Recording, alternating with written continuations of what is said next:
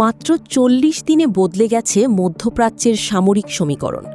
ইরানের ড্রোন ও ক্ষেপণাস্ত্রের আঘাতে কেঁপে উঠেছে যুক্তরাষ্ট্রের শক্ত ঘাঁটি। ৮টি দেশের ভেতরে থাকা ১৬টি মার্কিন সামরিক স্থাপনা ক্ষতিগ্রস্ত বা ধ্বংসের তথ্য সামনে এসেছে। টার্গেট করা হয়েছে রাডার, কমিউনিকেশন সিস্টেম ও যুদ্ধবিমান, সবচেয়ে ব্যয়বহুল সম্পদগুলোই। স্যাটেলাইট চিত্রেও ফুটে উঠছে সেই ধ্বংসের প্রমাণ, যা নতুন প্রশ্ন তুলছে প্রতিরক্ষা সক্ষমতা নিয়ে।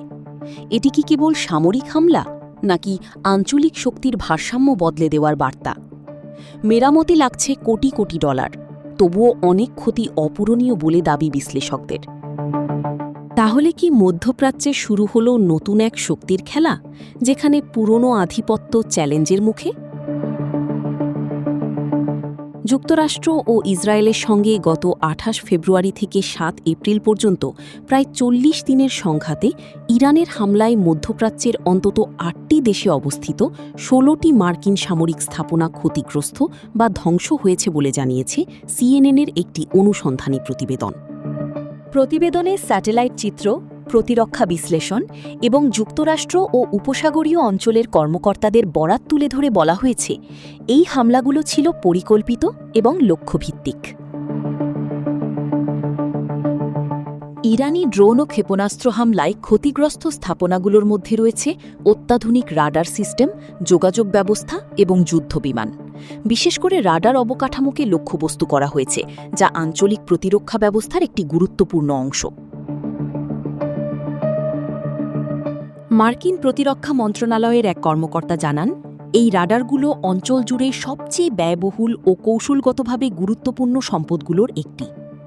প্রতিবেদনে আরও বলা হয়েছে, ক্ষতিগ্রস্ত অনেক স্থাপনা এতটাই গুরুতরভাবে ধ্বংস হয়েছে যে সেগুলো পুনরায় মেরামত করে ব্যবহারযোগ্য করা প্রায় অসম্ভব। ফলে শুধু আর্থিক ক্ষতিই নয়, প্রতিরক্ষা সক্ষমতাতেও তাৎপর্যপূর্ণ প্রভাব পড়ার আশঙ্কা তৈরি হয়েছে। মধ্যপ্রাচ্যের বিভিন্ন দেশে অবস্থিত মার্কিন ঘাঁটিগুলোতে ছড়িয়ে থাকা এসব ক্ষয়ক্ষতি যুক্তরাষ্ট্রের সামরিক উপস্থিতিকে নতুন করে ভাবতে বাধ্য করছে বলে মনে করছেন বিশ্লেষকরা। মার্কিন কংগ্রেসের এক সহকারীর বরাতে জানা যায়, এই ক্ষতিগ্রস্ত স্থাপনাগুলোর বেশিরভাগই অঞ্চলের গুরুত্বপূর্ণ সামরিক ঘাঁটি। ফলে এই হামলাকে বিচ্ছিন্ন ঘটনা হিসেবে দেখার সুযোগ নেই, বরং এটি একটি বৃহত্তর কৌশলগত বার্তা বহন করছে, যেখানে নির্দিষ্ট প্রযুক্তি ও অবকাঠামোকে লক্ষ্য করে আঘাত হানা হয়েছে। ক্ষতির আর্থিক দিকটিও কম উদ্বেগজনক নয়। যুক্তরাষ্ট্রের এক প্রতিরক্ষা কর্মকর্তা জানান, বাহরাইনে অবস্থিত মার্কিন নৌবাহিনীর ৫ম নৌবহরের ঘাঁটির ক্ষয়ক্ষতি মেরামতে অন্তত $২০০ মিলিয়ন প্রয়োজন হবে।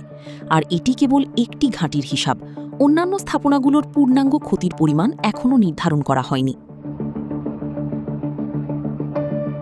বিশ্লেষকদের মতে, এই হামলা শুধু সামরিক সংঘর্ষের মধ্যেই সীমাবদ্ধ নয়, বরং এটি মধ্যপ্রাচ্যের ভূরাজনৈতিক বাস্তবতায় একটি বড় পরিবর্তনের ইঙ্গিত দিচ্ছে। দীর্ঘদিন ধরে যুক্তরাষ্ট্রের যে প্রযুক্তিগত ও সামরিক আধিপত্য ছিল, তা এখন চ্যালেঞ্জের মুখে পড়ছে কিনা সেই প্রশ্নও সামনে আসছে। বর্তমান পরিস্থিতিতে সবচেয়ে বড় প্রশ্ন হয়ে উঠেছে, এই সংঘাত কি আরও বিস্তৃত আকার নেবে, নাকি এটি একটি নতুন ধরনের যুদ্ধ কৌশলের সূচনা মাত্র? মধ্যপ্রাচ্যের আকাশে এখন সেই উত্তরের অপেক্ষা।